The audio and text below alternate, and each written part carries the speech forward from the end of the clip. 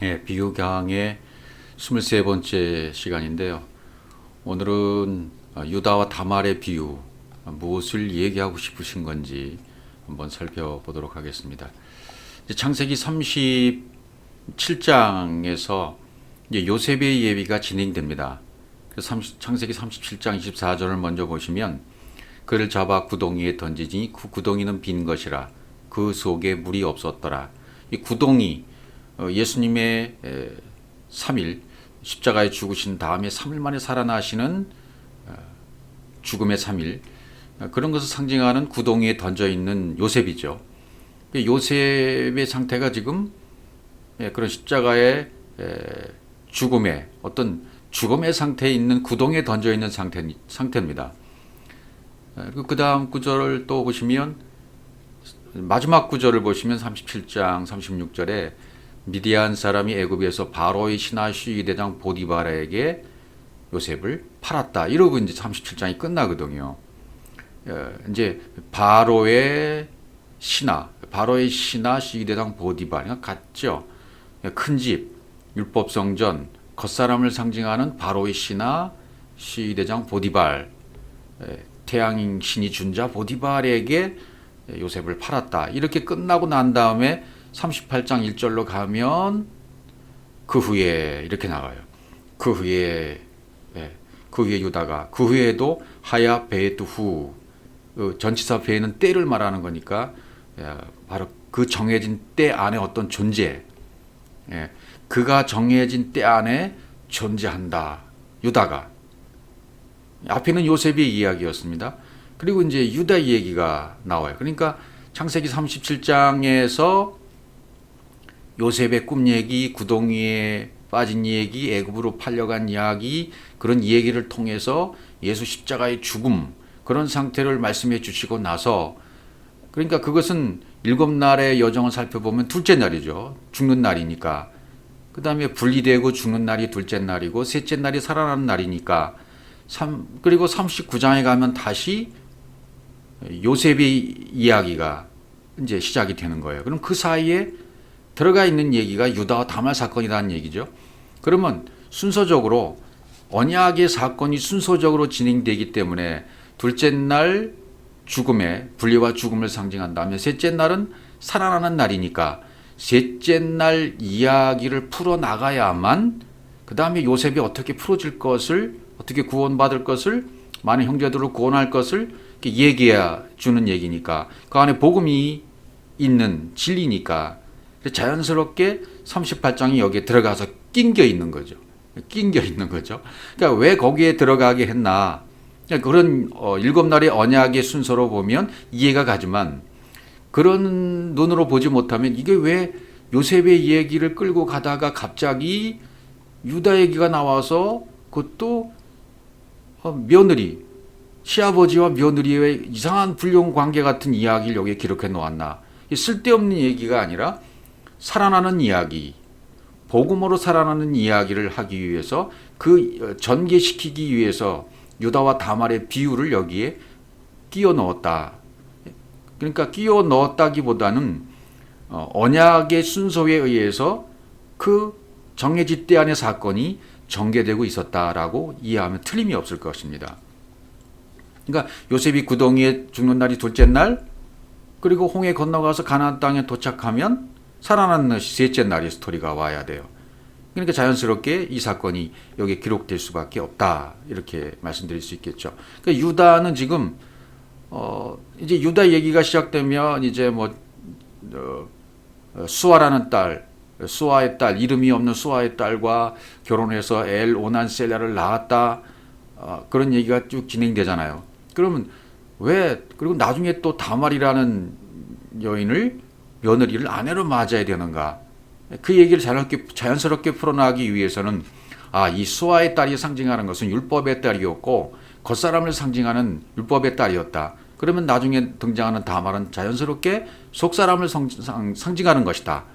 그리고 엘 오난 셀라 중에서는 셀라만 남죠. 창자 세 사람 중에 이제 두 사람은 죽고 셀라가 남는다. 그러니까 차자가 장자가 되는 거죠. 셀라가 장자가 되기 위해서는 엘 오난은 죽음을 맞이해야 돼요. 진짜 죽는다는 얘기가 아니라 이것도, 그러니까 창세기 38장 이야기는 이게 내 안에서 일어나는 일로 이해하시면, 아, 내가 처음으로는 종으로 시작되는구나. 이스마엘처럼 종으로 시작됐다가 내가 아들이 되는 과정들을 여기도 설명하고 있다. 종으로 오신 예수님은 십자가에서 죽지 않습니까? 육신의 것이 완전히 육신의 생각이 죽는 것을 모델로 보여주시는 거죠. 그리고 영으로 그리스도로 살아나십니다. 우리 안에도 이 같은 똑같은 일이 진행될 것을 성경을 통해서 말씀해 주시는 거예요. 그 후에 유다가 자기 형제에게서 내려가서, 얄라도 내려가서, 얄라드는 사역동사입니다.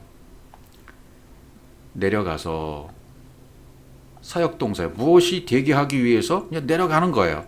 어디로? 아둘람 사람 시라에게로 나아가니라, 이렇게 나와요. 누구한테요? 아둘람 사람 시라에게로, 이렇게 등장하고 있습니다. 그러니까 나아갔다는 단어가 굉장히 중요하겠죠. 아둘람 그러면 뭐 요단서편 가나안 성읍에 있는 곳인데, 피난처, 아둘람은 피난처, 보호처라는 그런 뜻이 되겠습니다. 이 아둘람 사람 시라는 귀족이라는 뜻입니다. 귀족이라는 뜻의 시라가 돼 있어요. 피난처, 보호처인 귀족 시라에게로 나아가니라. 예. 그러니까 아둘람이라는 것도 의미가 있겠고, 시라라는 것도 의미가 있겠고, 거기로 왜 나아갔을까? 나아갔다는 말은 뻗다, 의도하다. 그러니까 우리 예수님의 행적을 봐도 그렇고, 어디로 지나가시죠, 나아가시죠. 사람들도 예수께 나와 이런 표현이 있고, 나오다는 표현이 성경에만 236회가 등장하고 있습니다. 그만큼 중요하다는 의도가 되겠죠.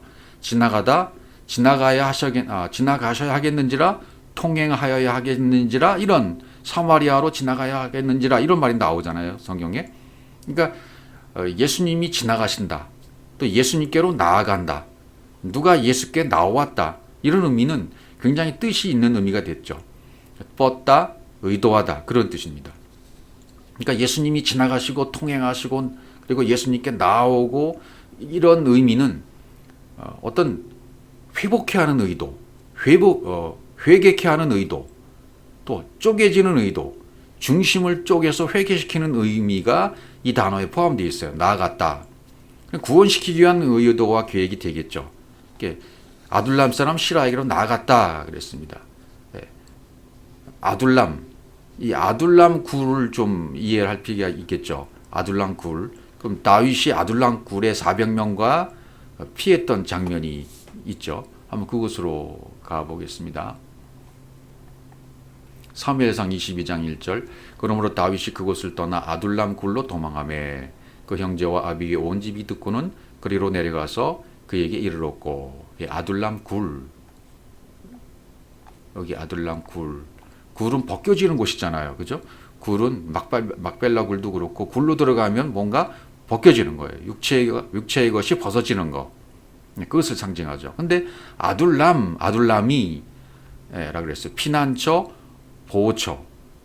보호처가 되는 그런 아둘람 굴로 들어갔다. 그러니까 아둘람 굴은 어떤 좋은 의미죠. 그리스도 안에 있는 어떤 백성들, 를 상징할 수가 있겠습니다. 아둘람 굴은 공의로운 곳, 피난처, 보호처, 천국을 의미하는 그런 의미로 쓰여진 것도 볼 수 있어요. 그 다음 구절을 또 가보시면요.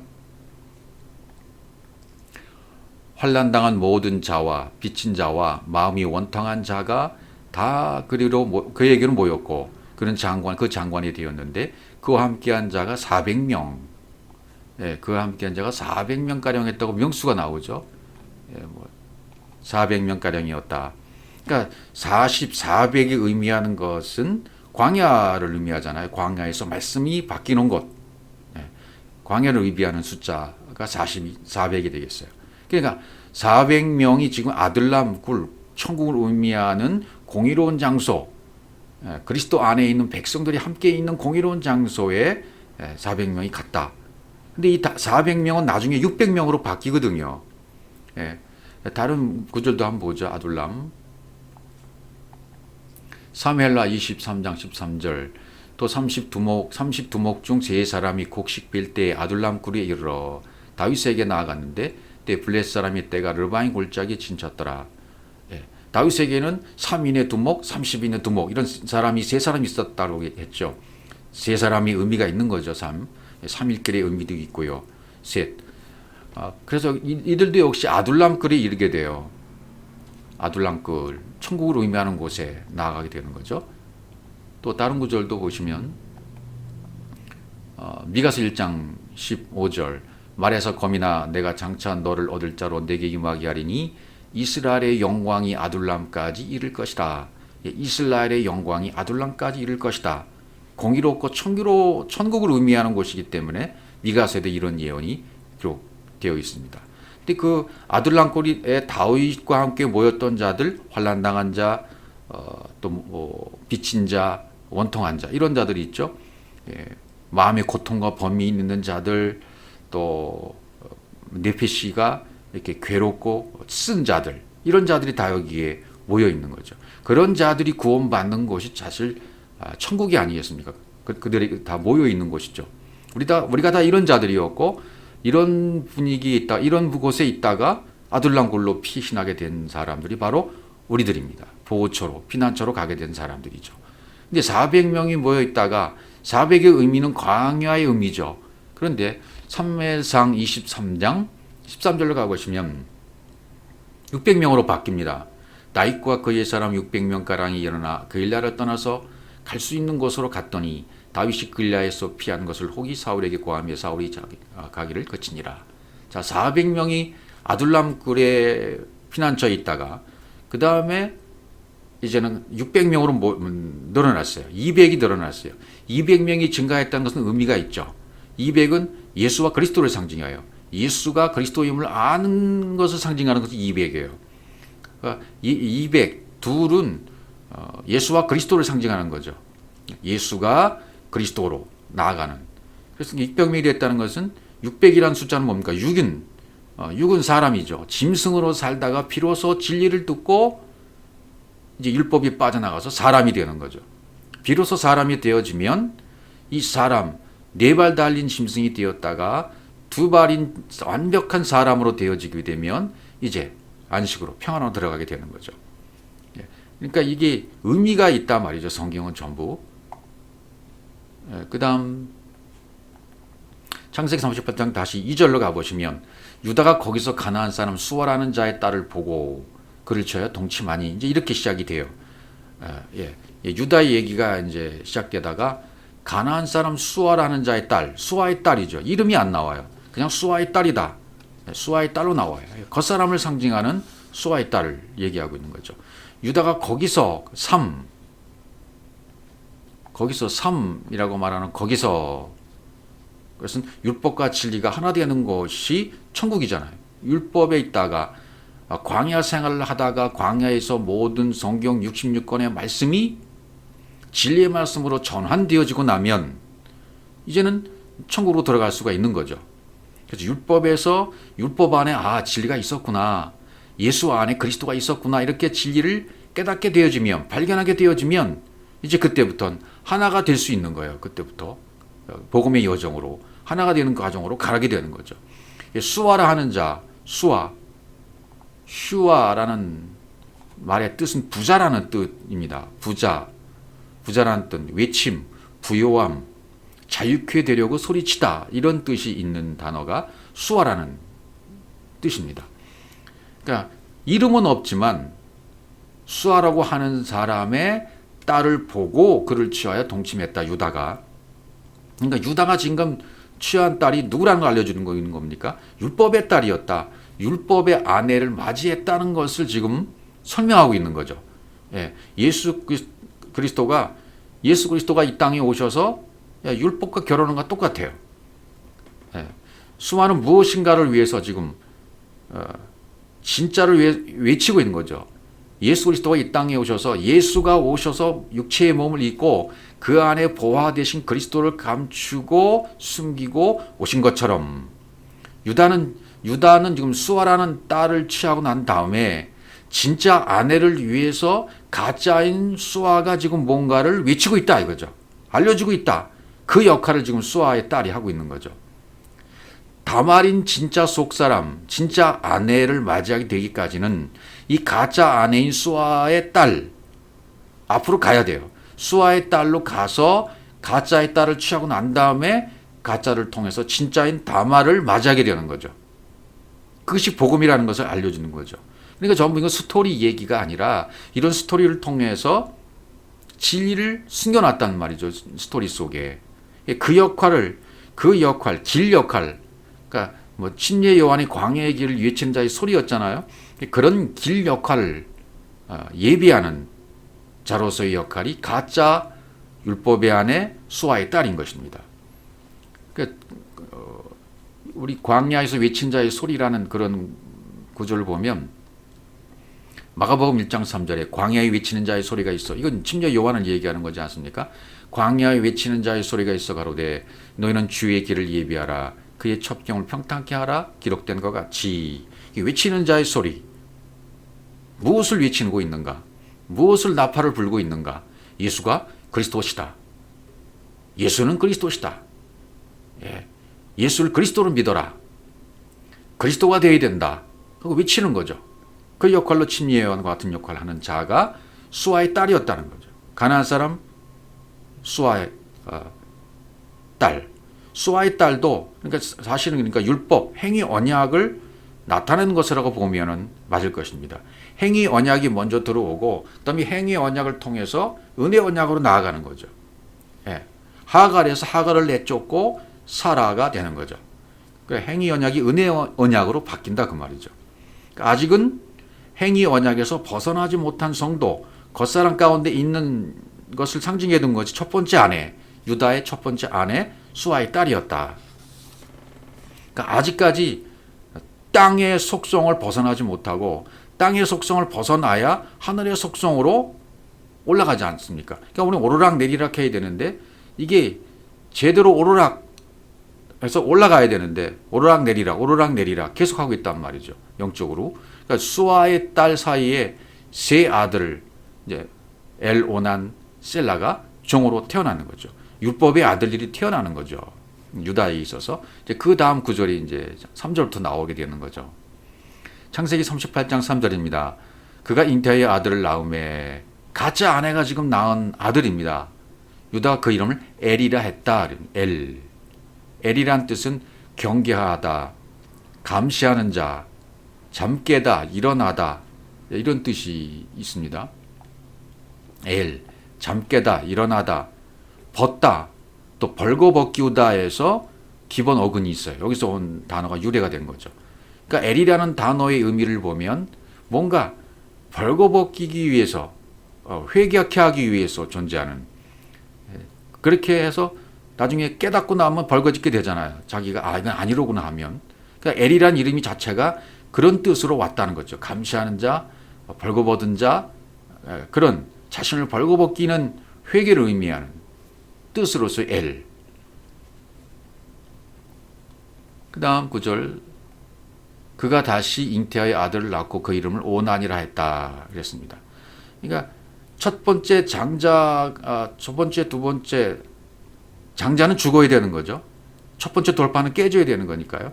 그러니까 엘, 오난, 셀라 이 세 아들을 통해서 그것을 설명해 주고 있는 거죠.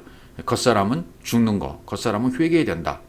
율법의 딸, 수아의 딸을 취했기 때문에 육적 마음을 가지고 있는 상태에서 지금 세 아들을 낳지 않습니까? 오난은 힘세다, 강하다 그런 의미입니다. 오난, 힘세다, 강하다 그런 의미로 표현되고 있습니다. 능력, 힘, 헛되이 노력하다, 실패로 끝나다 이런 뜻이 같이 있습니다. 그러니까 오난은 내 의지대로 살아가는 사람이에요. 물론 다 율법 아래 태어났기 때문에 아직 머리가 자기가 머리죠. 아직 그리스도가 머리가 안 된 상태에서는 자기 의지, 자기 뜻, 자기 가치관으로 살아가는 사람들이죠. 그러니까 엘, 오날 다 마찬가지죠. 엘은 경계하고 자각해서 자신을 어떤 벌거벗기는 그런 회개를 의미하는 단어로서, 오나는 힘이 세는 의미로서, 그 다음에 셋째가 셀라입니다. 그가 또 다시 아들을 낳고 그 이름을 셀라라 하니라. 그가 셀라를 낳을 때 유다는 거십에 있었더라 그랬습니다. 셀라라는 뜻은 쉘라, 청원하다, 요구하다, 구하는 자, 성령을 구하는 자로서의 표현으로 이게 기록되어 있습니다. 그러니까 셀라라는 다른 뜻을 보면 기도, 평화라는 뜻도 있습니다. 기도, 평화, 청원하다. 이 셀라를 낳을 때 유다는 왜 거십에 있었더라? 이걸 여기에다 기록해 놨을까요? 그 뒤에 유다가 있는 장소 거십에 있었더라라고 이렇게 표시를 해주고 있어요. 그러니까 거십이라는 단어가 뭔가 뜻이 있다는 얘기죠. 거십, 케지부, 거짓말하다, 속이다, 거짓말장애임이 밝혀지다 이런 뜻이 있습니다. 그러니까 세 아들은 지금 위조되었고 거짓말작이고 속이는 자였다. 이 지금 오난 셀라를 낳은 것은 율법 아래서 낳은 거잖아요. 유다가 가짜 아내를 통해서 겉사람 가짜 아내인 수아이따를 통해서 낳은 아들이 오난 셀라였습니다. 그러니까 비진리를 의미하는 것도 전부 세 아들은. 그러니까 그래서 거짓말장이라는 곳에 있었다라고 밝혀주는 거죠. 거십에서 태어난 겁니다. 거짓으로 태어난 것입니다. 그러니까 우리도 마찬가지도 우리도 그 거십에서 태어난 자들이에요. 율법의 아들, 행위의 아들로 태어났기 때문에. 그러니까 예수를 믿고 있다. 우리가 교회 나가서 처음에 예수를 믿고 있고 율법의 신앙생활하고 있는 행위 언약 안에 있을 때에는 전부 우리 거십에서 태어난 자들이었습니다. 거기서 예수를 믿고 있어도 아직 그리스도가 머리가 되지 못하고 나라는 힘센 오난이 있죠. 벌거벗겨지기를 원하는 엘이 있고 힘센 오난이 있고 청원하고 요구하는 셀라가 같이 있는 거예요. 그러나 아직은 전부 율법의 아들들입니다. 율법의 아들을 취했기 때문에 여러분과 저도 마찬가지로 율법의 아내를 유다처럼 율법의 아내 가짜 아내를 수아의 딸 같은 가짜 아내를 취해서 같이 살고 있었던 때가 바로 진리를 깨닫지 못하고 진리를 발견해서 내가 가짜에서 그동안 신앙생활을 했구나라고 깨닫게 되면 그 사실을 알게 된 거죠. 이제 진리를 듣게서 알게 된 그때에 내가 과거에 나라는 존재가 내가 머리가 돼서 내 가치관 내 모든 기준으로 살았었구나 내 법으로 살았었구나라는 것을 그때야 비로소 깨닫게 되는 거죠. 그러니까 하나님 보시기에는 전부 실망스러운 상태 거짓말 같은 거십에서 거짓말장이를 뜻하는 거십에서 태어난 자가 바로 우리들이었다. 그리고 오날 셀라가 그것을 말해 주고 있는 것이죠. 그래서 이제 엘에게 아내를 짝을 지어줍니다. 38장 창세기 38장 6절 유다가 장자 엘을 위하여 아내를 취하니 그 이름이 바로 다말이 이제 등장합니다. 다말이 등장합니다. 장자 엘을 위해서 오난 셀라는 지금 가짜 아내가 낳은 아들들이었습니다. 전부 오난 셀라가 그러니까 율법의 아내를 맞이했기 때문에 그래서 이제 율법의 아내를 맞이해서 낳은 아들들이지만 이들도 실망스러운 아들들이 실망스러운 상태에 있다가 이제 진리 가운데로 옮겨가서 구원받아야 되잖아요. 그러니까 우리 안에서 일어난 일들을 내 안에서 일어난 일들을 이런 스토리를 통해서 설명하고 있는 거죠. 깨달으라고요. 여러분과 제가. 그러니까 전부 이 등장하는 인물들이 나라고 보시면 되는 거죠. 유다가 장자를 위해서 아내를 취했다. 근데 그 이름이 다말이었다. 장자는 베포로, 우두머리, 태를 열게 하다, 초태생이 되게 하다, 결실을 내게 하다, 장자권을 주다 이런 뜻이 장자에 있습니다. 장자, 베코루. 장자 베코루는 장자권을 주다. 그러니까 장자, 율법, 첫 돌판, 첫 것은 다 폐해지는 겁니다. 죽어야 되는 겁니다. 장자는 항상 죽는 존재예요. 장자 엘을 위해서 다말이라는 아내를 맞이하게 해 줍니다. 자, 11서 10장 9절 보시면 첫 것은 폐해진다는 거죠. 그 후에 말씀하시기를 보시옵소서 내가 하나님의 뜻을 행하러 왔나이다 하셨으니 그 첫 것을 폐하시면 둘째 것을 세우리 하심이라. 하나님이 원하시는 뜻 그것은 첫 것은 폐하시는 거다. 첫 것은 죽어야 돼. 장자는 항상 죽어야 돼. 그래서 율법 성전으로 오신 예수님은 예수라는 육체는 십자가에 폐해져야 돼요. 폐기되어야 돼요. 그렇게 되면 영으로 다시 살아나는 거죠. 둘째 것을 세우려 하시기 때문에 그 목적 때문에, 그 하나님의 의도와 뜻 때문에 지금 공작하고 계시는 거죠. 유다를 통해서 공작하셔서 수아의 딸을 가짜 아내를 뒤에서 오난 셀레를 낳았다. 이 전부 공작이에요. 조작이에요. 하나님 이렇게 공작하고 조작해 놓으셔서 그런 스토리를 통해서 너 자신 안에 있는 그런 가짜를 깨닫고 진짜를 찾으라는 거죠. 첫 것을 폐하고 둘째 것을 세우라는 얘기죠. 예수를 그리스도로 믿으라는 얘기죠. 예수는 십자가에서 흔적도 없이 사라지고 십자가에 죽은 다음에 둘째 영으로, 그리스도의 영으로 살아나는 이야기. 이것이 복음 아니겠습니까? 그러니까 다말, 이 유다가 장자 엘의 아내를 다말을 취했어요. 다말이란 뜻은 뭐죠? 똑바로 세우다. 타마르, 똑바로 세우다 또는 종려나무란 뜻이 있어요. 종려나무란 뜻이 뭔가? 시편 92편 12절 의인은 종려나무같이 번성하며 레바논의 백방목같이 바리콰레로다. 그러니까 지금 성경에 나오는 유다가 어떻게 구원받는가, 다말이 어떻게 구원받는가, 이런 이야기들 다 하고 오난 셀레도 전부 구원받아야 되잖아요. 이런 구원받는 얘기입니다. 의인은 종려나무 같다. 그러니까 다말은 좀 종려나무예요. 똑바로 세워지는 종려나무로서 등장하는 인물이 다말입니다. 다말. 그러니까 다말을 통해서 확실한 증거를, 가짜에서 진짜를 보여주시기 위한 그 인물이 다말인 것입니다. 13절 여호와의 집에 신겼으며 우리 하나님이 궁정에서 흥왕하리로다. 그러니까 예수 그리스도와 한 몸을 이룰 정결한 처녀로서 온 자가 다말이에요. 다말은 종려나무입니다. 의인입니다. 여호와의 집에 심은 나무입니다. 그러니까 하나님의 성전 안에 심겨 있는 종려나무, 은혜 언약을 의미하는 자가 바로 다말로 온 거죠. 엘의 아내로 다말이 등장하게 된 겁니다. 자, 에스겔 41장 20절 보시면 땅에서부터 문통 위까지 그룹들과 종려나무들을 새겼으니 성전벽이 다 그러하니라.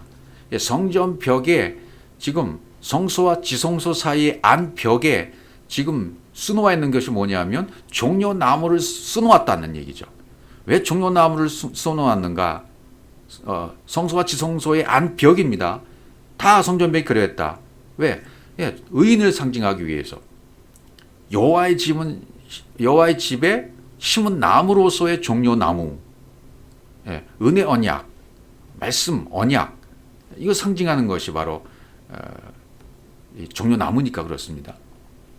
요한복음 12장 13절에도 종려나무 가지를 가지고 마주로 나가 외치되 호산나 찬송을 해로다. 주의 이름으로 오신 이여 곧 이스라엘 왕이시여 하더라. 예수님의 예루살렘 성에 입성하실 때에 종려나무를 들고 사람들이 흔드는 거죠. 종려나무, 그 의미가 있는 거죠. 왜 종려나무, 다른 나무가 아니라 꼭 종려나무가 등장하는지, 또 다말이 왜 종려나무 의인을 상징하는지, 그래야 은혜 언약이 와서 이 은혜 언약으로 말미암아 진리 가운데 인도하기 때문에, 그래서 하갈은 곧 추방되기 때문에 행위 언약이 추방되어지고 은혜 언약으로 결실을 맺기 때문에 그렇습니다. 근데 이 그 다음 얘기가 또 나와요. 유다의 장자 엘이 여호와 목전에 악함으로 여호와께서 그를 죽이신지라, 이렇게 나와요. 여호와의 목전에 아인이로 나옵니다. 아인은 샘물, 샘, 진리를 뜻하는 것이죠. 아인이라는 단어가. 그러니까 여호와의 눈으로 볼 땐 악하다. 왜 악할까? 악한 이유가 뭘까? 엘은 자체가 지금 씨가 없어요. 가짜 아내를 통해서 태어난 율법의 아들들이에요. 씨 없는 것 자체, 씨가 없는 것 자체가 악한 거죠. 생명이 없어요. 여호와의 눈, 목전에 아인으로 보니까 그분의 눈으로 볼 땐 씨 없는 것 자체, 생명이 없는 것 자체가 악하신 것이라 그 말이죠. 아들이 없으면 다 악한 자인 것입니다. 하나님 우리 중심을 보시잖아요. 우리 안에 씨가 있느냐, 씨가 있느냐 없느냐, 그걸 보신단 말이죠. 아들이 없으면 다 악한 자입니다. 우리의 영적 상태가 어떤가를 보여주시는 거죠.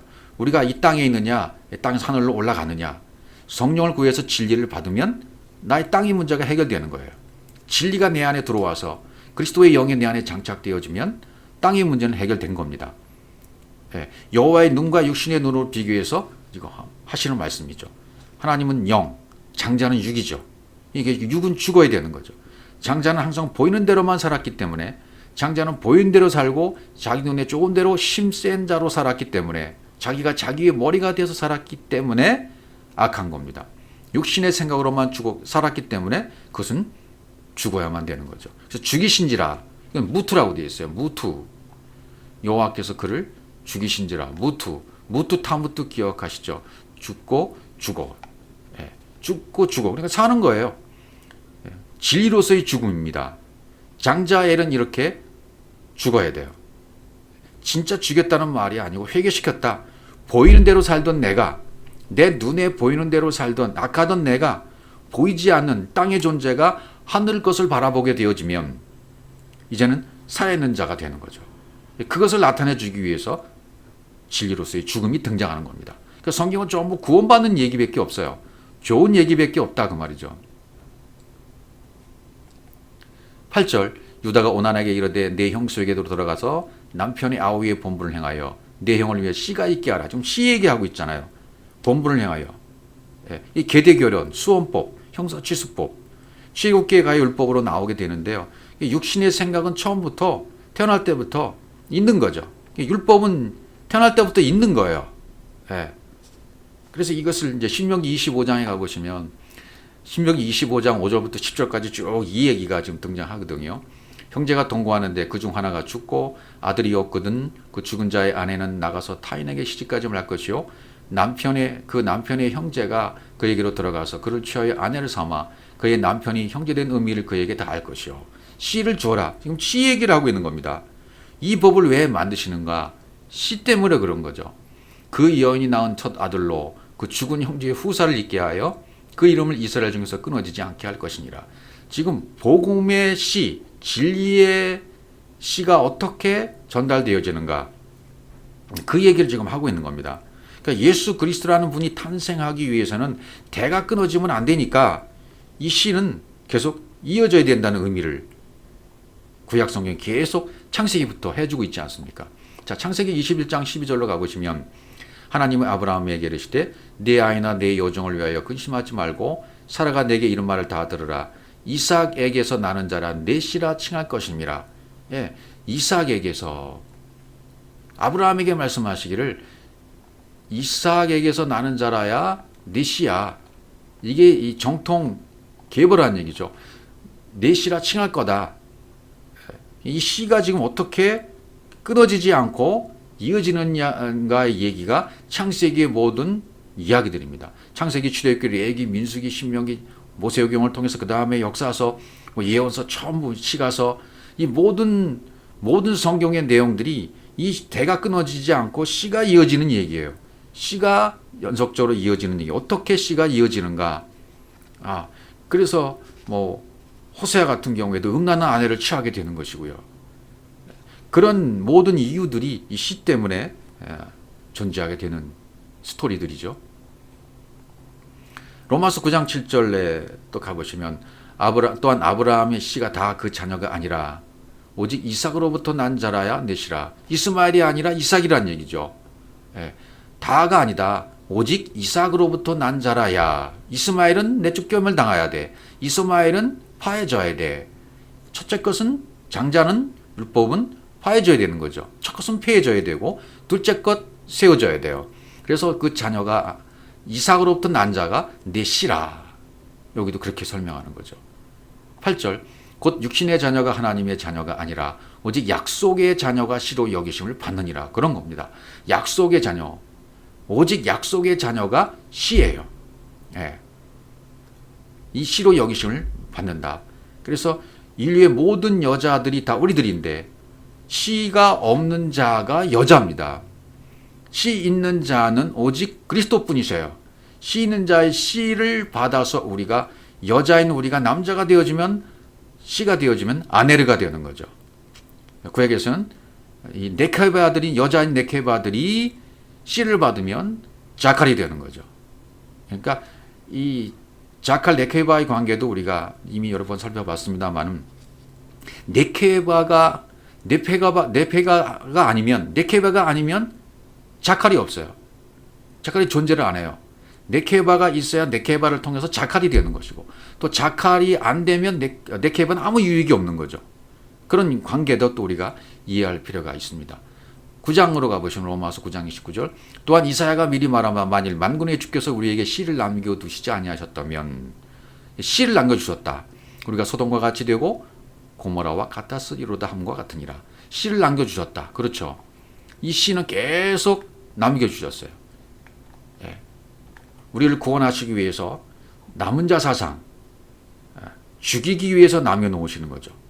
죽음을 맛보기 위해서, 진리로서의 죽음을 맛보기 위해서 남겨준 자들을 통해서 진리가 계속 전해진 겁니다. 예. 그렇게 설명해야 맞는 거예요.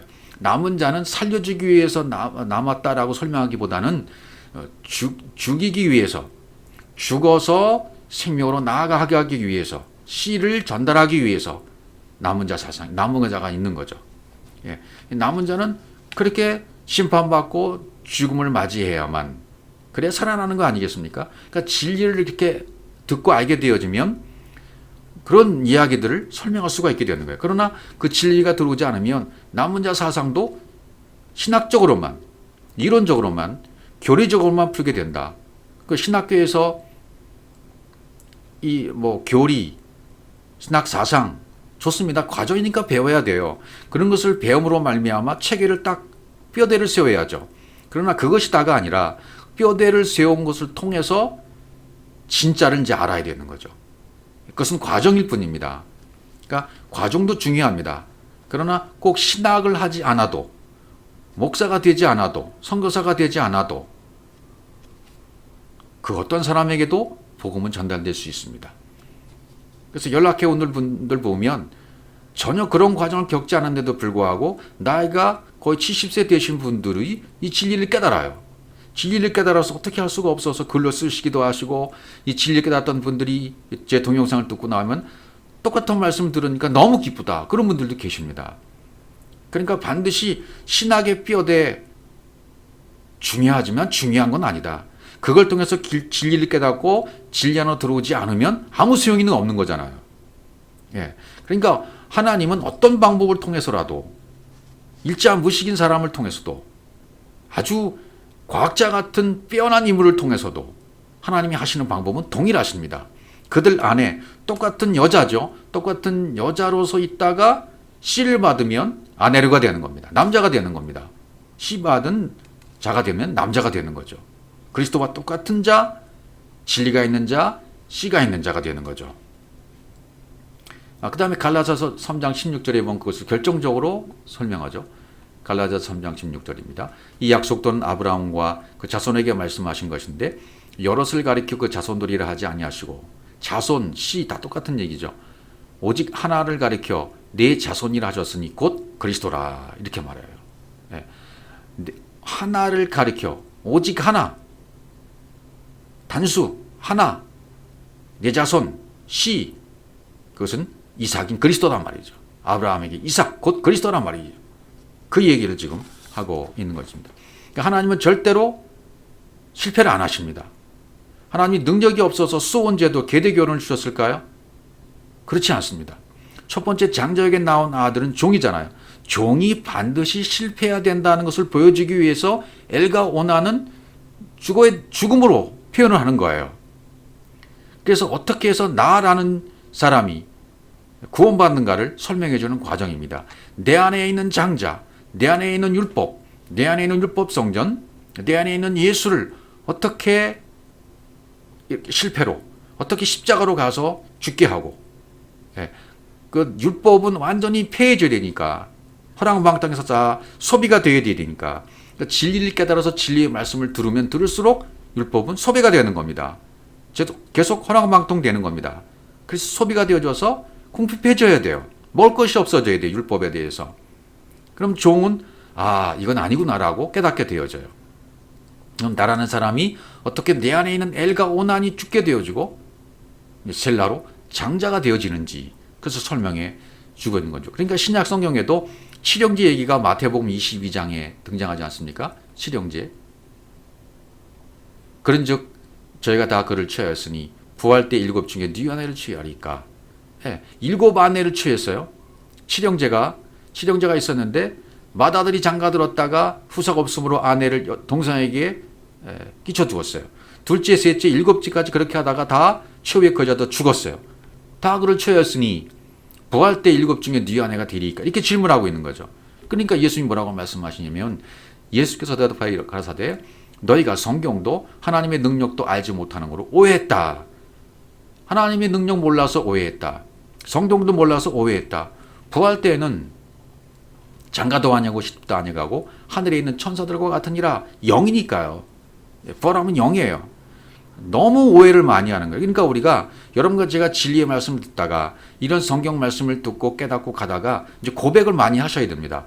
아, 내가 진리를 들으면서 내가 그동안 말씀을 오해하고 있었구나.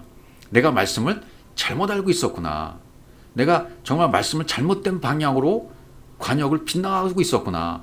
그리스도라는 관역을 딱 하고 화살을 쏴서 맞춰야 되는데 예수라는 관역에서 맞추고 말았구나.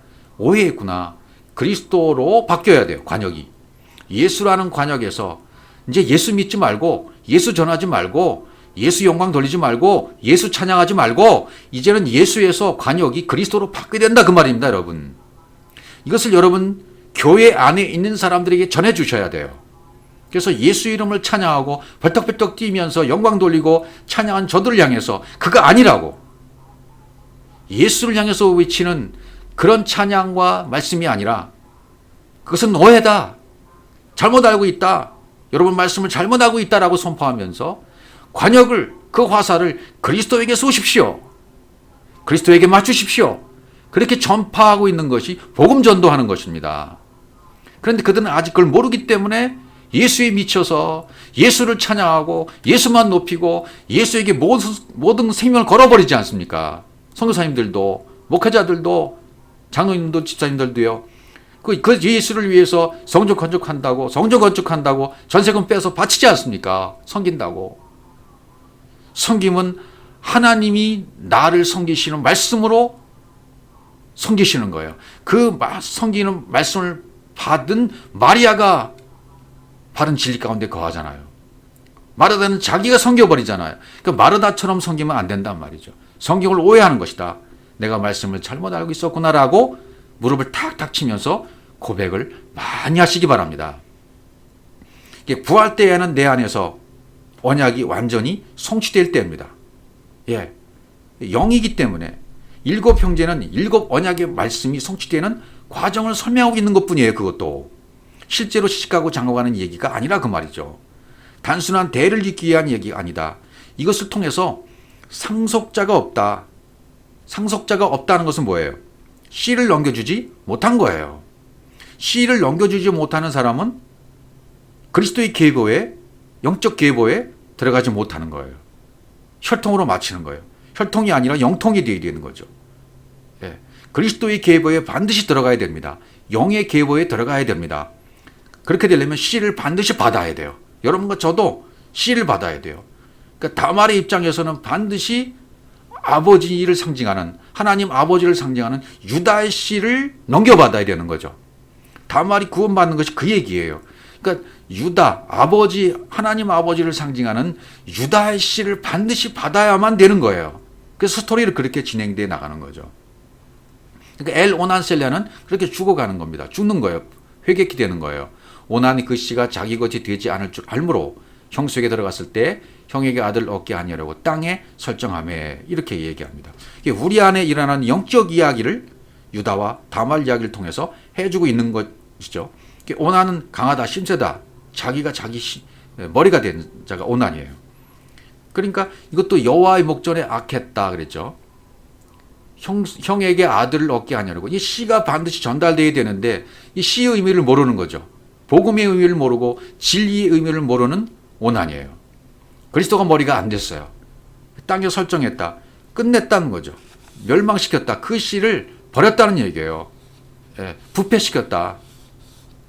그 뒤에 다시 설명하기로 하고요. 그 일이 여호와 목전에 악함으로 여호와께서 그도 죽이시니. 영적 이 계대 결혼을 주신 그 목적과 이유를 진리를 모르고 있는 거죠. 오난이. 그래서 생명이 전해지길, 씨가 전해지기를, 넘겨지기를 원한다는 거, 그거 모르고 있는 거죠. 씨 없는 거, 오난도 씨가 없기 때문에 악한 거죠. 내 의지로 살아왔기 때문에 내가 왕이요, 내가 머리요, 그런 자죠. 결국은 이건 안 되는 거죠. 이게 실패로 끝나면 그때부터는 전부 하나님이 진행하시는 겁니다. 사람의 방법은 실패로 끝나야 돼요. 씨를 넘겨주는 것은 하나님의 방법으로 진행하십니다. 땅에 설정했다는 말은 씨를 땅에 버려서 멸망시켰다. 그러니까 생명의 씨를 버렸다는 거죠. 생명의 씨인 진리의 씨를 받아들이지 않았다는 얘기가 똑같은 거죠. 그래서 이것을 비유로 이렇게 인간적인 방법의 방법으로 땅에 설정했다 이렇게 표현하는 것 뿐입니다. 설정했다, 샤하트, 이것은 부패했다, 망하다, 그르치다, 파괴하다, 방치했다, 부패하다, 엎지르다, 그런 뜻이 샤하트입니다. 엎질러 버린 거죠. 진리의 씨를, 하나님의 생명의 씨를 엎질러 버리는 거예요. 이게 얼마나 부패한 얘기입니까? 씨가 땅에서 부패시키려는 거죠. 우리 마음 땅을 말하는 것이니까 이 마음 땅에 씨가 심겨져서 열매를 맺어야 되잖아요. 그러니까 종의 씨는 내 마음을 부패시키고 파괴시키는 거죠. 씨는 하나님의 말씀이잖아요. 하나님 말씀이 내 속에 들어와서 껍질이 벗겨져서 껍질이 벗겨져서 싹이 나야만 거기서 열매가 나오는 거 아니겠습니까? 그러니까 말씀이 들어올 때 잘못된 루트로 말씀이 들어오면 내 마음 땅은 더럽혀지게 되는 겁니다. 샤하트 되는 겁니다. 땅에 설정한다는 그 표현과 똑같이 되는 겁니다. 원한의 행위가 원한의 행위 때문에 악한 것이 아니라 원한 자체가 원한 자체가 씨가 없는 더럽혀진 상태예요. 그렇게 실패로 끝나야 새로운 생명을 주실 수가 있다는 거예요. 그러니까 여러분과 저도 그런 걸 경험하게 하시는 거예요. 원한처럼 실패로 끝나게 하시는 거예요.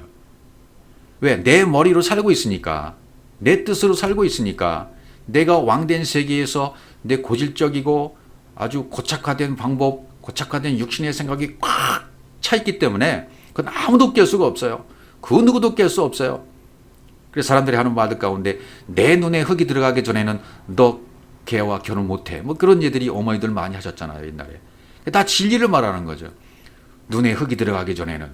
그러니까 우리의 고착화되고 아주 고질적인 병폐인 것이 깨져야 되는 거예요. 내 눈에 흙이 들어가기 전에는 그게 깨져야 되는 거죠. 육신의 생각이 깨져야 되는 거예요. 그래서 그걸 깨시게 하고 실패케 하기 위해서 하나님 어떻게 하시냐면 거기에 합당한 사건을 만나게 해주십니다. 거기에 합당한 문제를 만나게 해주십니다. 그 합당의 질병도 걸리게 하십니다. 그에 합당한 환경들을 조성해 주십니다. 그에 합당하게 수치스러움을 당하게 해주십니다. 왜? 복음을 깨닫게 하시기 위해서. 씨가 넘겨주시기 위해서. 내 마음 땅에 부패져 있는 이 마음 땅에 더럽혀져 있는 것을 회복시키시기 위해서. 회복시키기 위해서. 더럽혀진 것을 회복시키시기 위해서 하나님이 나에게 사방팔방을 꽉 막아 놓으시는 거예요. 사업이 바닥을 치게 하시는 분도 계시고 또 자녀가 어려움을 당하는 분도 계시고 또 인간관계를 통해서 옴딱살딱 못하게 만들어 놓은 분들도 계시고 질병 때문에 병원에 누워 계신 분도 계시고요. 이런 것들을 통해서 평생 동안 질병을 가지고 살아야 되는 분들도 있어요. 또 어떤 분들은 기형아를 탄생하기도 하고요. 왜 그런 일들이 우리에게 일어날 수 있을까? 그것은 어떻게 보면 축복으로 주시는 과정입니다. 그것을 통해서 깨달으라는 거예요. 너 그것을 깨달으면 너에게 주신 그 환경을 깨닫고 사건을 깨닫고 또 모든 환경, 질병, 문제를 깨닫게 되어지면 그것이 바로 축복이야. 그것이 바로 씨를 깨달은 거야. 내 겉에 것이 깨어지면 거기서 씨가 발화가 돼서 또 자라나서 잎이 나고 무성하게 되므로 거기서 열매가 맺히는 거다. 그러니까 나를 철저하게 외롭게 만드시고 고독하게 만드시고 하나님만 바라보게 위만 열어놓으시는 거죠. 하나님만 바라보게 만드시는 겁니다. 그러면 하나님만 알도록 인도해 주셔요. 말씀을 통해서 역사해 주시는 겁니다. 그럼 영적 세계를 열어주시는 거죠. 네, 그러니까 율법만 생각하고 있으면 죽은 것이죠. 그래서 엘 오난 그리스도의 계보에 들어갈 수가 없습니다. 그리스도의 계보에, 영적인 계보에 들어갈 수가 없는 사람이 되어버리고 마는 거죠. 11절 유다가 그 며느리 다말에게 이르되 수절하고 내 아비 집에 있어서 내 아들 셀라가 장성하길 기다리라 하니 셀라도 그 형도 같이 죽을까 염려함이라 다말이 가서 그 아비 집에 있으니라. 이제 스토리가 이렇게 전개되는 거죠. 막내 아들 셀라가 영적 장자가 돼야 되잖아요. 영적 장자로 이 막내 아들 셀라는 살아남아야 되잖아요. 예. 그러니까 이 스토리를 통해서 그 형들과 같이 죽을까 염려함이라. 씨를 못 받고 죽으면 안 되잖아요. 예. 셀라를 통해서 씨를 받아야 되잖아요, 다말이. 그러니까 셀라라는 막내 아들 투영해서 유다와 셀라를 일치시키고, 유다와 셀라는 사실 하나가 똑같은 겁니다. 그래서 유다와 셀라가 하나가 되어지면, 유다와 다말이 하나가 되어지면 그 씨가 넘겨지는 것과 똑같은 거예요. 그래서 스토리를 그렇게 전개시켜 나아가게 되는 거죠. 엘이라는 장자와 같은 말씀이 우리에게 들어오면, 오난이라는 존재의 말씀이 또 들어오면 그것이 나에게 분별되어지는 거죠. 이제는 두 아들이 죽었어요. 다말이 들어옴으로 말미암아 종려나무인 의인 종려나무인 다말이 이 가정에 들어오니까 다 죽었어요. 복음 진리가 들어오니까 율법이 깨진다 그 말입니다. 다말이 들어왔기 때문에 분별이 되어지는 겁니다. 아, 엘이라는 장자의 말씀이 나에게 있었구나. 오난이라는 존재의 말씀이 내가 힘이 된 그 말씀이 내 안에 있었구나. 그것이 분별이 되어지는 거죠. 그럼 분별이 되어지는 순간 엘과 같은 오난과 같은 말씀은 죽는 거예요. 오해됐던 하나님의 말씀은 죽는 거예요. 귀신이 쫓겨나가고 병이 쫓겨나면 거죠. 예, 오늘은 귀신이 쫓겨나고 내일은 병을 고치고 제3일에는 완전하게 되리라. 그 말씀대로 되어가는 과정입니다. 지금. 그러니까 엘, 오난, 셀라 사실상은 죄에 대해서, 의에 대해서, 심판에 대해서 알려주시는 거죠. 죄에 대해서 알면 죄에 대한 말씀이 죽은 거고 해결되는 겁니다. 의에 대해서 알면 의에 대해서 몰랐던 말씀들이 다 죽은 것입니다. 그러니까 우리가 다말과 같은 역할을 제대로 할 때 진리를 전하는 진리 입술이 말씀에 세워져서 진리 역할을 감당하고 있을 때, 제 역할을 하고 있을 때 잘못된 말씀은 드러난다. 다말이 들어오니까 엘, 오난이 다 드러나잖아요. 그래서 셀라가 유다와 똑같이 되어지는 겁니다. 유다는 아버지를 말해요. 유다는 성전, 아버지 성전을 상징하는 거죠. 세 아들 엘, 오날, 셀라는 율법의 말씀을 상징합니다. 그래서 엘, 오나는 율법의 말씀 가운데 이따 회복시켜주고 무트로서의 죽음을 죽고, 셀라만 유다와 하나가 되어짐으로 말미암아 다말에게 씨를 줌으로 이 씨가 전달되어지는 거죠. 다말은 언약 백성들을 말하죠. 앞으로 오고 오는 언약 백성들을 상징하기도 해요. 오늘날 교회의 성도들을 말한단 말이죠. 오늘날 교회의 성도들이 진리의 말씀을 들어서 생명의 씨가 처음에는 없다가 이 다말과 같은 언약의 백성들이 이제 그리스도라는 신랑과 결혼해야 되는 거죠. 이 다말과 같은 언약 백성들이 유다를 만나야 되는 거죠. 유다의 씨를 받아야 되는 거죠. 어떤 방법을 통해서? 오늘 전개되는 방법을 통해서 씨를 받아야 되는 거죠. 처음부터 가짜 그리스도와 결혼했기 때문에 그 가짜가 엘오난이었어요. 그것이 가짜였다는 것은 이제 말씀을 통해서 드러나는 거죠. 다말의 역할을 통해서 드러나잖아요. 그래서 엘오난은 다말 같은 진리의 말씀이 내 속에 들어오게 되어지면 내 안에 오해된 말씀들은 죽게 되어집니다. 그리고 유다와 결혼한다는 것, 이건 무슨 말일까요? 유다와 결혼한다는 것은 영적으로 하나님 아버지와 하나 되는 거예요. 내가 하나님 아버지와 하나가 된다. 그리스도라는 아들과 결혼한다. 그러니까 동시에 아버지와 결혼하는 것과 똑같은 거죠. 지금 설명해 주고 있는 거죠. 그래서 우리가 하고 있는 바울의 표현대로 고린도전서 3장 16절 너희가 하나님의 성전인 것과 하나님의 성령이 너희 안에 거하시는 것을 알지 못하느냐. 이것은 완전히 영적인 진리를 깨닫는 상태를 설명하는 거예요. 네 안에 지금 존재하는 것이 무엇인지, 네가 무엇으로 존재하고 있는가. 네가 진리의 복음을 깨달아서 영이신 그리스도가 네 안에 계신 거야. 영이신 그리스도가 네 안에 거하신다면 아버지, 하나님의 아버지 성전, 유다가 상징하는 하나님 아버지 성전이 네 안에 거하고 있는 거야. 그 아버지 성전과 네가 하나가 된 거야. 에하드 하나가 된 거야. 성령이 너희 안에 거하신 걸 알지 못하느냐. 영. 예. 성령 똑같은 영인데 가르치는 영은 거룩한 성령의 하기오스가 붙으면 하기오스 푸뉴마하면 가르치는 영으로서의 역할을 감당하는 것이고 그냥 푸뉴마하면 그 영을 말하 그리스도의 영을 말하는 것이고 똑같은데 역할이 성령은 푸뉴마 하기오스예요. 가르치는 것에 집중되어 있어요. 성령은. 예, 성령을 통해서 죄에 대해서 의에 대해서 심판에 대해서 가르치는 거예요. 그러니까 엘, 오난, 셀라를 통해서 죄에 대해서 의에 대해서 심판에 대해서 설명하고 있는 거예요. 그래서 삼위길을 그렇게 설명하는 거죠. 엘은 죄에 대해서 귀신을 쫓고 오난은 의에 대해서 병자를 고치고 셀라는 심판을 받고 완전해지고 그래서 아버지 유다와 셀라는 하나가 되는 거예요. 그러니까 셀라는 죽지 않고 유다가 심판을 받잖아요. 아버지가 대신 심판받으면서 아들과 셀라의 아들과 하나가 되어버리는 거죠. 그리고 다말과 결혼하죠. 사실은 셀라와 유다는 게 하나인 거예요. 하나인 거. 그러니까 그리스도와 아버지가 하나인 것처럼 나와 아버지는 하나이라 라고 말씀하셨던 말씀처럼 하나인 거죠. 수절하고 아까 말씀해 수절하고 과부의 신분으로 돌아가라. 다말이 친정으로 돌아가 아버지 집으로 돌아가면 다시 뭐가 되는 겁니까? 아버지 집으로 돌아가면 이 처녀란 처녀의 신분이 되는 거죠.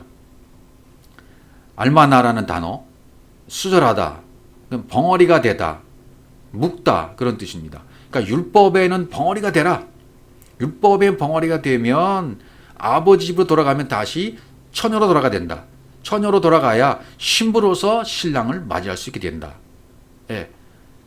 과부로서는 안 되니까 예. 진짜 남편을 못 만나잖아요. 그래서 레위기 22장 13절 보면 그가 과부가 되든지 이혼을 당하든지 자식이 없어 친정에 돌아와서 어릴 때와 같으면 그는 그 아비의 음식을 먹을 것이라 미국인은 먹지 못할 것이니라. 이게 그 얘기예요. 자식이 없이 어릴 때와 같으면 아버지 집에 돌아왔어요. 아버지 음식을 먹을 수 있다. 이 말은 그냥 처녀가 됐다는 말이죠. 남편이 죽어서 과부가 됐을 때 다시 아버지 집으로 돌아오면 과부의 신분이 벗겨지고 처녀라는 신분이 회복된다. 정결한 처녀로 되어진다. 그래서 이제 사도 바울은 정결한 처녀 얘기를 한 거죠. 고린도후서 11장 2절에 가보면 내가 하나님의 열심으로 너희를 위하여 열심내노니 내가 너희를 정결한 처녀로 누구에게요? 한 남편인 정결한 처녀로 한 남편인 그리스도에게 드리려고 준비한다. 그리스도에게. 정결한 처녀로 그리스도께 준비한다는 바울의 표현을 보면 정확하게 알 수 있는 거죠. 율법의 가짜 남편을 물리치면 정결한 처녀가 되는 거죠. 율법의 남편이 진짜가 아니다. 이것을 깨달았어요. 가짜다라는 깨달았어요. 그러면 다말이 이 신분으로 돌아간 거죠. 우리가 역시 마찬가지죠. 우리도 내 안에 있었던 율법의 남편이 잘못된 가짜였구나 라는 것을 깨달으면 다시 신부의 처녀의 신분으로 그리스도를 맞이할 수 있는 신랑인 그리스도를 맞이할 수 있는 신부로서 처녀로서 정결한 처녀가 되어진다. 그러면 진짜 남편에게 갈 수 있게 된다는 것입니다. 그래서 그리스도가 유다로 표현되어지고 그리고 다말이 결혼하는 것으로 표현하게 된 것이죠. 창세기 38장 12절 다시 가보시면 얼마 후에 유다의 아내 수아의 딸이 죽은지라. 드디어 율법의 아내가 죽었어요. 수아의 딸이 죽은지라. 유다가 위로를 받은 후에 그 친구 아둘람 사람 시로와 함께 딥나로 올라가서 자기 양털 깎는 자에게 이르렀더니 이렇게 나옵니다. 수아의 딸이 죽은지라. 역시 무투예요. 죽은지라. 무투로서의 진리로서의 죽음을 죽은 거예요. 비질리의 아내가 죽었어요. 수아의 딸 비질리의 아내가 죽었습니다. 유다가 율법의 아내를 취했기에 이제 율법의 아내가 죽은 거예요. 그러니까 율법의 아내가 죽었다는 얘기는 뭡니까? 유다가 십자가를 경험했다는 얘기가 되는 거죠. 십자가에서 유다가 실제로 죽었다는 얘기예요. 육신의 생각을 전부 유다가 해결해서 이제 그리스도를 믿는 그리스도로 되었다는 얘기죠. 유다가. 그러면 딥나가 등장하죠. 위로를 받은 후에 위를 받았다는 얘기는 회개했다, 돌이켰다. 그렇게 위를 받은 후에 율법에 대해서 세상에 대해서 못 박히면 그것이 위로를 받은 거죠. 완벽한 위로죠. 그래서 회개했다는 것은 유다가 가짜 아내를 알아본 거죠. 가짜 아내를 깨닫고 진짜 아내를 이제 맞이하게 되는 거죠. 하가를 내쫓아라. 그러면 진짜를 이제 맞이하게 되는 거죠. 그러니까 딥나로 올라갔다 그랬죠. 이 딥나라는 단어가 나옵니다. 딥나라는 단어는 팀나, 지정된, 목, 만화에서 왔는데 할당하다, 이렇게 달아서 나누다 이런 뜻입니다. 할당된 분깃이다. 하늘의 복을 받는 곳, 하나님 나라라고 하는 하나님 나라, 천국을 할당받는 곳, 그 딥나야, 딥나. 천국을 할당받기 위해서 히라와 함께, 히라도 그런 존재가 되는 거죠. 귀족이니까요. 빛나는 귀족이니까. 예. 가짜 아내가 죽고 하늘의 분깃을 받으러, 천국을 받으러 딥나로 올라가는 거예요, 이제. 그렇게 된 거죠, 이제. 가룟 유다는, 자꾸 가로시 붙어요. 유다는, 우리가 하늘의 분깃을 받으려면, 여러분과 제가 하늘의 분깃을 받으려면 어떻게 돼야 되죠? 내 안에 있는 가짜를 다 몰아내야 돼요. 예, 내 안에 있는 가짜. 딥나로 올라가기 위해서는 내 안에 있는 수아의 딸이 죽어야 되죠. 가짜 아내가 죽어야 되죠. 내 안에 있는 가짜를 전부 몰아내야 됩니다. 그럼 내 안에 있는 뭐가 있을까요? 내가 그동안 판단했던 것, 선악의 구조를 가지고 이것은 옳다, 저것은 그러다 라고 판단했던 모든 판단의 근거들, 이게 전부 선악의 구조로 보지 말고 사랑의 관점으로 바뀌셔야 돼요. 내 부모와 형제와 처자를 미워하지 않으면 내 제자가 되지 못하리라. 그런 부모, 형제, 처자까지, 자식까지, 내 아내까지 보는 관점이 분명히 달라지셔야 돼요. 그래야 사랑의 관점으로 볼 수 있고 그리스도의 관점으로 볼 수 있고 목전, 아인, 여호와의 눈으로, 똑같은 여호와의 눈으로 보는 거죠. 그래서 내 생각, 땅의 생각, 내 육신의 생각, 내 가치관, 내 자존심, 그 전부 가짜이니까 죽어야 돼요. 십자가에서 처리받아야 됩니다. 그래서 유다는 율법 아래서 이제 그렇게 해서 벗어나서 딥나로 올라가는, 딥나에 올라가면 그런 상태에 올라가게 되는 거죠. 그래서 자기 양털 깎는 자, 양털도 털은 율법을 말하잖아요. 양털 깎는 자에게 이르렀다. 털을 깎아냈다. 털을 베어냈다는 것은 완벽한 회개가 이루어져서 모든 내 안에 있는 가짜들 몰아내는 것을 역시 말을 해요. 그래서 털 깎는 자 앞에서 잠잠한 양인 예수 그리스도, 그런 것을 우리가 이사야 53장에서도 볼 수 있지 않았습니까? 예수로 죽고, 그러니까 유다는 예수로 죽고 그리스도로 부활한 모습을 보여주는 거예요. 그러니까 그리스도가 그것을 보여주잖아요. 성경에서 예수께서 십자가에 죽고 육이 죽고 육체가 죽고 영이신 그리스도로 살아났다. 이것을 모형으로 보여주잖아요. 모범으로. 그러니까 유다도 역시 예수로 죽고 영인 그리스도로 부활했다. 살아났다. 먼 어느 순간에 일어날 사건이 부활이고, 그런 모든 사람이 보는 앞에서 짜자잔 하고 나타나는 그런 부활이 아니라 내 안에서 일어난 것이단 말이죠. 부활도. 그러니까 우리가 성경을 오해하면 너무 많이 오해하는 부분이 많아요. 이런 오해한 부분들을, 가짜인 부분들을 깨닫고 진짜로 나가려면 하루아침에 되겠습니까? 시간이 걸리겠죠. 그래서 광야 40이라는 상징적인 숫자가 있는 것입니다. 그래서 나이가 어린 사람들보다는 모든 경험을 경험하고 영적 체험도 좀 하고 방언, 통역, 예언, 신유, 은사, 9가지 은사도 경험하고 또 인생의 쓴맛, 여러 가지 것을 고통, 아픔을 겪고 질병도 겪고 이런 분들이 이 진리를 전해주면 하고 깨닫는 분들이 많아요. 그렇구나. 맞아. 그 말씀이 맞아라고 탁 내 안에 박히게 들어오는 거죠. 못이 탁 박히는 거예요. 정확하게 그 못이 십자가에 탁 박히는 것처럼 내 안에 못이 탁 하고 꽝 하고 박히는 순간이 와요. 그럼 내 것이 다 죽는 것이죠. 그 다음 13절 말씀을 또 계속 보시면, 혹이 다말에게 고하되 내 시부가 자기 양털을 깎으려고 딥나에 올라왔다 한지라. 혹이 나가드, 보여주다, 예언하다, 설명하다. 다말에게 지금 뭔가 설명해 주는 거예요. 예언해 주는 거예요. 알려주는 거예요. 내 시부가 연결하다에서 온 단어입니다. 연결하다. 그런 단어에 양털을 깎으려고 dim나에 올라왔다 한지라. 한지라도 이건 아마르입니다. 아마르로 진리로 지금 말하고 있는 거예요. 그러니까 예언해주고 설명해주고 다말에게 예언해주고 설명해주는데 지금 진리로 말해주고 있단 말이죠. 예, 그래서 dim나로 올라왔다. 가짜를 다 내고 천국을 받으러 지금 네 시아버지가 올라왔다. 진리 말씀이 지금 다말에게 들려온 거죠. 예, 그럼 창세기 38장 14절 보시면 그가 그 과부의 의복을 벗고 면박으로 얼굴을 가리고 몸을 휩싸고 dim나 길 곁 에나임 문에 앉으니 이는 셀라가 장성함을 보았어도 자기를 그의 아내로 주지 않음을 인함이라. 이것도 스토리입니다. 스토리로 기록되어 있는 거예요. 다 의미가 있죠. 다말은 지금 이 말씀을 보면 다말의 행동들을 보면 과부의 의복을 벗었다, 얼굴을 가렸다, 몸을 휩쌌다, 그리고 에나임 문 앞에 앉았다, 이런 것을 보면요 언약을 알고 있는 자예요. 다말은 의인 종려나무답게 언약을 알고 있어요. 유다 지파에서 메시아가 나오는 언약을 알고 있었다는 자입니다. 그래서 다말의 행동을 지금 이끌어가는 것은 언약이 이끌어가는 거예요. 언약의 말씀을 알고 있던 다말이었기 때문에 지금 다말의 행동을 하나하나 이끌어가는 것은 전부 언약의 말씀이 이끌어가는 겁니다.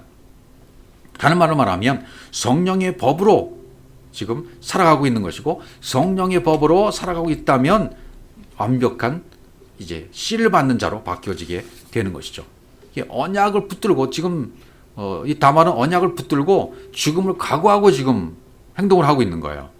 왜? 내가 십자가에 죽어야 되겠구나. 내가 십자가에 죽어야 이 율법에 대해서 죽어야 가짜에 대한 모든 것들이 죽어야 행위 언약이 은혜 언약으로 되는구나. 그러면 씨를 받을 수 있구나. 아버지를 상징하는 하나님 아버지를 상징하는 시아버지인 하나님 아버지와 관계를 맺을 수 있는 거구나. 이걸 아는 거예요. 그렇지 않으면 내가 이렇게 가짜가 죽어지지 않으면 하나님 아버지인 유다와 관계를 맺을 수 없다는 것을 알아요. 그래서 과부의 의복을 벗습니다. 과부가 아니다. 난 이 정결한 처녀다. 예. 이것을 그래서 너울, 짜이프, 둘러 감다. 얼굴을 가렸다. 여기 뭐 이런 표현들이요. 의복을 벗었다. 얼굴을 가렸다. 몸을 씹쌌다. 다 무슨 표현들입니까? 덮었다는 표현이죠. 몸을 씹싸고 아라프, 가리우다, 덮어 씌웠다. 얼굴을 가리고 꽉 채웠다. 오목한 부분까지 다 채웠다. 그러니까 지금 이런 모든 표현들은 뭐죠? 다말이 가지고 있던 잘못된 말씀, 관역을 잘못 맞췄던 모든 것들이 이제 다 없어진 거예요. 올바른 관역을 향해서 화살이 날아가서 탁 하고 박히는 거죠. 죄가 완전히 덮여졌던 겁니다. 죄가 덮였다는 얘기는 죽은 것이죠. 완벽하게 해결된 것이죠. 내 안에 있는 율법이 모두 해결된 겁니다. 육신의 생각이 다 해결된 겁니다. 무투 타무트가 된 겁니다. 이제는 땅의 사람이 아니라 하늘의 사람이 된 겁니다. 천국을 받은 dim나에 올라간 사람답게 dim나에 올라갔어요. 천국을 완전히 받은 사람으로서 완전히 바뀌어진 사람이 되는 거죠. 땅의 사람이 아니라 선악의 구족이 아니라 사랑의 구조로, 사랑의 관점으로 볼 수 있는 눈이 열린 하나님의 사람이 된 겁니다. 신부는 머리가 그리스도여야만 돼요. 예. 그래서 dim나, 할당받은 천국 dim나 길 옆 에나임 문에 앉는 거예요. 에나임이라는 것은 두 개의 셈이란 뜻입니다. 에나임, 다 뜻이 있죠. dim나는 할당된 목, 지정된 목, 천국. 에나임이라는 뜻은 두 개의 셈. 두 개의 셈이니까 뭐겠습니까? 예수와 그리스도예요. 두 개의 셈, 예수와 그리스도, 물침례와 불침례, 이걸 상징할 수가 있습니다. 그러니까 예수와 그리스도를 통해서 하늘의 분깃을 얻는 그 문에 지금 앉아 있습니다. 페타 문에 앉아 있는 거예요. 이 문에 들어가야 되는 거죠. 예, 그래서 두 개의 셈, 예수와 그리스도. 그러니까 우리가 성경을 읽으면 어느 것은 예수, 어느 것은 그리스도, 어느 것은 그리스도 예수, 어느 것에는 예수 그리스도, 우리 주 예수 그리스도 이렇게 바뀌어 있죠. 그걸 가장 잘 나타낸 표현이 어디냐면 갈라디아서 2장 16절을 보시면 이 표현이 되어 있어요. 아주 적절하게 사도 바울이 이것을 알았기 때문에 이것을 뭐 5개 단계로 말해서 설명할 수도 있습니다만은 첫 번째는 예수죠. 예수의 단계 누구든지 있어요. 율법의 단계입니다. 아직 깨닫지 못한 단계입니다. 율법 성전에 있는 단계입니다. 엘오난과 같은 단계입니다. 예. 그 사람이 의롭게 되는 것은 율법의 행위에서 난 것이 아니요 오직 예수 그리스도를 믿음으로 말미암은 줄 아는 거로 이렇게 돼 있죠. 첫 번째가 율법의 행위에서 의롭게 되는 것은 율법의 행위가 아니다. 이게 뭐죠? 율법의 행위가 난 것이 아니다. 이게 예수죠.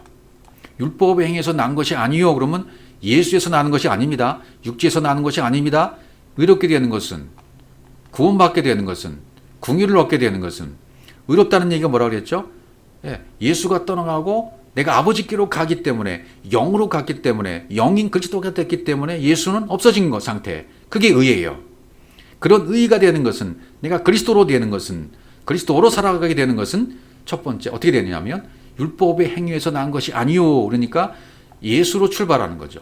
이 예수, 율법의 행위에서 난 것이 아니요. 예수에서 나는 것이 아니요. 오직 그 다음에 예수 그리스도를 믿음으로 말미암은 줄 아는 거로. 두 번째 뭐예요? 예수가 먼저 오는 그리스도가 붙은 여기 가운데 십자가가 있는 거죠. 예수 그리스도를 믿음으로, 예수를 그리스도로 믿음으로. 온전한 목표가 화살로 정확하게 그리스도에게 박히는 순간이죠. 예수에서 그리스도로 넘어가는 겁니다. 예수는 사라지고 그리스도로 합일되었어요. 그리스도로 하나가 되었어요. 예수는 그리스도 속으로 들어간 거죠. 그러니까 예수는 안 보이는 겁니다. 완벽하게. 한물에 들어간 겁니다. 그러니까 그리스도만 남는 거예요. 그렇게 되니까 그 다음 표현이 어떻게 되면 우리도 그리스도 예수를 믿나니 하고 이 예수가 뒤로 가요. 그리스도 예수가 되어져 버려요. 그럼 어떻게 됐다는 얘기입니까? 율법의 행위 예수에서 온전히 복음을 들어서 예수 그리스도를 깨달아 알아서 예수가 삭제되어지고 그리스도가 앞으로 와요. 그러니까 진리를 깨달은 사람이에요. 영이신 그리스도가 됐단 말이죠.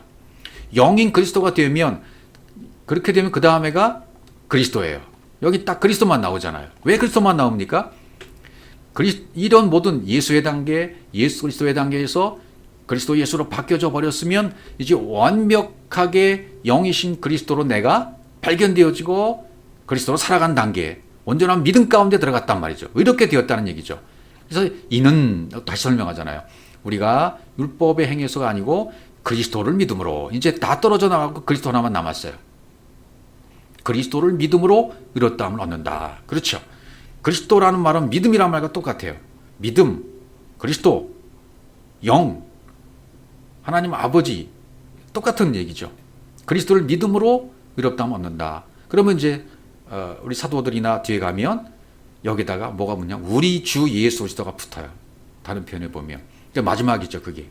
예수에서 예수 그리스도, 그다음에 그리스도 예수, 그다음에 그리스도. 그다음에 마지막의 단계가 우리 주 예수 그리스도. 이건 완벽한 태초인의 상태. 이 땅에 파견되기 이전에 하나님과 함께 있었던 그때 상고 이전의 세계, 그런 세계를 다 알아버리는 단계가 우리 주 예수 그리스도 그 단계란 말이죠. 예, 그렇게 성경은 표현되고 있다. 예, 그러니까 셀라가 장성함을 보았어도 안 줘요. 안 내려가죠. 그러니까 다말이 그걸 보고 셀라가 유다와 같은 동급이라는 것도 알았겠죠. 시아버지 유다. 그래서 하나님 아버지를 상징하고 언약을 상징하고 저 씨를 내가 받아야 되겠다는 것을 이제 언약으로 이 다말은 알고 있었던 거죠. 그래서 셀라 요청하다 성령을 구했다. 세워지게 되었다. 그러니까 다말과 유다를 통해서 두 아들이 생기면 셀라가 영적 아들로 영적 장자로 세워지게 되는 거죠. 그래서 이제 셀라가 영적 장자가 되는 거죠. 그 다음 표현을 보면 창세기 38장 15절 그가 얼굴을 가리었으므로 유다가 그를 보고 창렬히 여겨 이렇게 돼요. 예. 그러니까 얼굴을 가리었어요. 전부 가리우고 이제 이렇게 아버지 앞에 시아버지 앞에 나가는 거죠. 유다가 그를 보고 창렬히 여겨 이렇게 되어 있어요. 창렬. 유다가 그를 보고 창렬히 여겼다 이렇게 되어 있죠. 창렬은 자나 진리의 말씀이 아닌 것과 동침하면 음행인 창조가 되는 거죠. 그러니까 부정적 의미의 창조가 있고 긍정적 의미의 창조가 있다고 할 것 같으면 창조를 여겼다, 하샤부, 공작했다, 진리를 가르쳐주기 위해서 모조했다, 공작했다, 짰다라는 얘기죠. 예, 짰다, 여겼다, 하샤부. 부정적 의미의 창녀는 우리가 알고 있는 그런 창녀의 의미고요. 긍정적 의미의 창녀는 어떤 뜻이냐면 이 아래 땅 아래인 창녀라는 말을 하나님께서 빌려다가 진리를 가르치기 위해서, 영적 진리를 가르쳐 주시기 위해서 갖다가 빌려 쓰신 거예요. 땅의 것을 빌려 쓰셔서 그것을 깨달으면 진리가 되는 것이니까. 그럼 땅의 말이 하늘의 말로 바뀌는 거예요. 그러니까 내 육신의 생각을 완전히 창녀처럼 팔아버리면 그럼 진리가 되는 거예요. 육신의 생각을 팔아버리는 영적 창녀. 그게 긍정적 의미의 창녀라는 얘기죠. 그렇게 되어야 돼요. 그러니까 라합도 역시 이렇게 불렀죠. 여호수아 2장 1절입니다. 눈의 아들 여호수아가 시뛰면서 두 사람을 정탐으로 가만히 보내며 그들에게 이르되 가서 그 땅과 여리고를 엿보라 하며 그들이 가서 라합이라 하는 기생의 집에 들어가 거기 유숙하더라. 여기 이 기생, 라합이라고 하는 기생의 집이, 기생이라는 단어가 똑같은 의미예요. 창녀, 육신의 생각을 파는 영적 창녀로서 역시 라합도 똑같은 의미로 여기서 사용되어지는 거죠. 반드시 우리가 영적 창녀가 되어야만 하나님 나라에 간다. 육신의 생각을 팔아버려야, 완벽하게 내 안에 있는 육신의 생각을 다 팔아버려야, 십자가에 팔아버려야 하나님 나라에 가, 뒷나라로 올라간다. 그렇게 설명하고 있는 것입니다. 창세기 38장 16절로 가면 길 곁으로 그에게 나가로되 전코째 나로 내게 들어가게 하라니 그가 잡은 줄 알지 못하였습니다. 그가 가로되 당신이 무엇을 주고 내게 들어오겠느냐, 이렇게 얘기가 진행되어집니다. 나로 내게 들어가게 하라라는 얘기 뭐예요? 그럼 보라는 단어죠. 하나가 됐다. 나로 내게 들어가게 하라. 너와 내가 하나가 되게 하자. 이 단어는 구약에 2560회나 사용되었다고 합니다.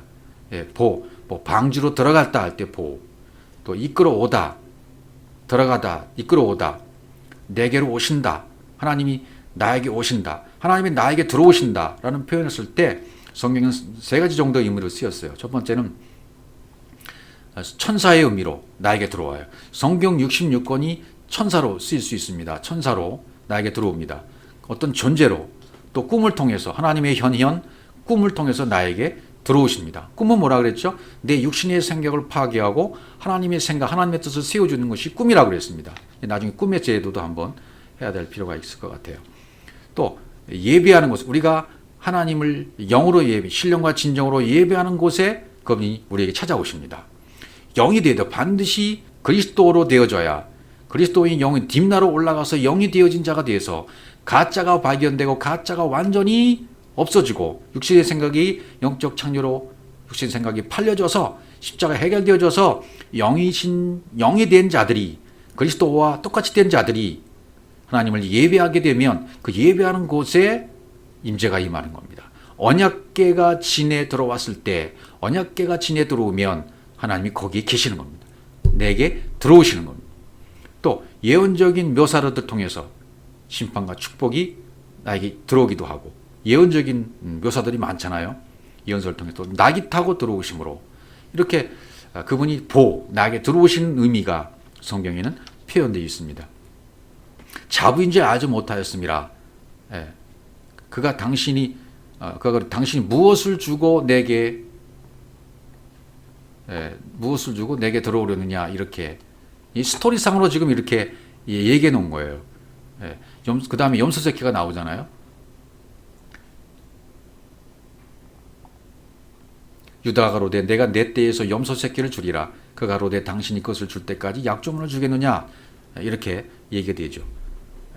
그러니까 염소새끼는, 염소는 에즈, 새끼는 게디.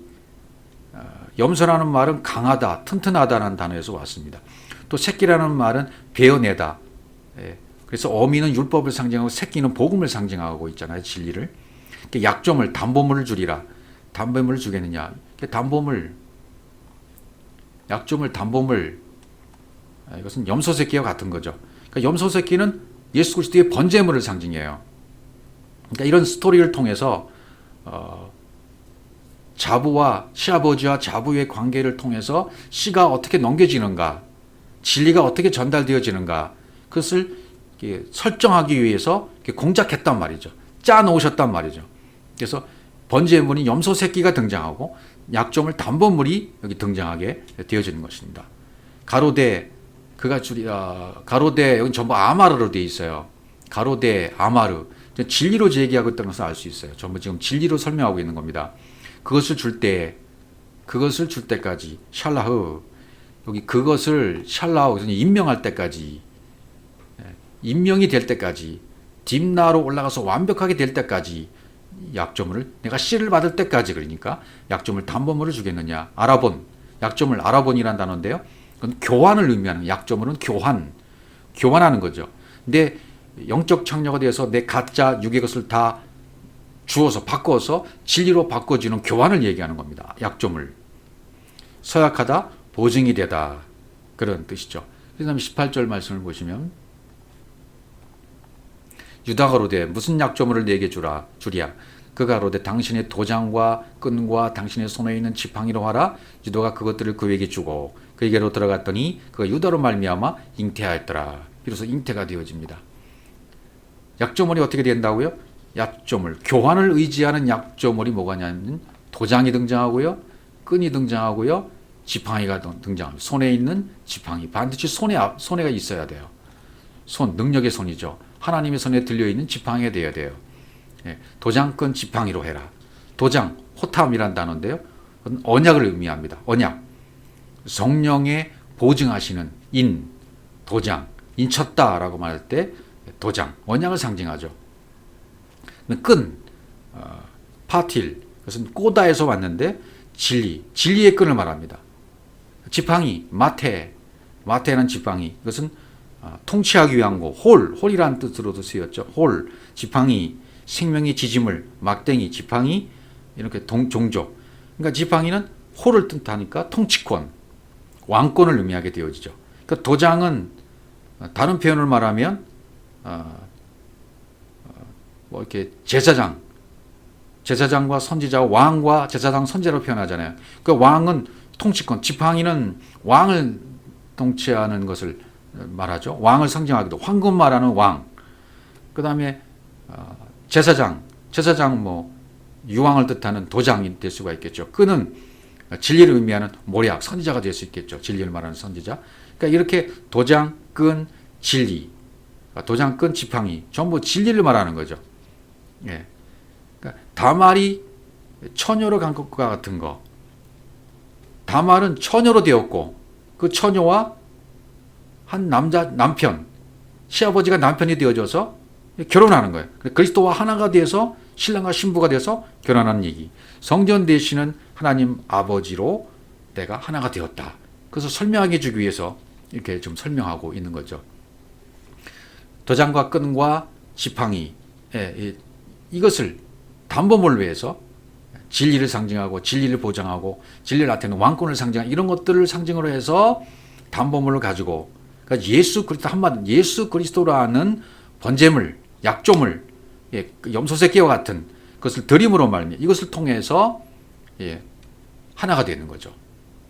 담보물을 통해서 언약을 통해서 행위 언약이 은혜 언약으로 바뀌어지게 되어지면 내 안에는 가짜가 물러가고 오늘은 귀신을 쫓아내고 내일은 병을 고치고 셋째 날 완전하게 되어지는 날이 3일째죠.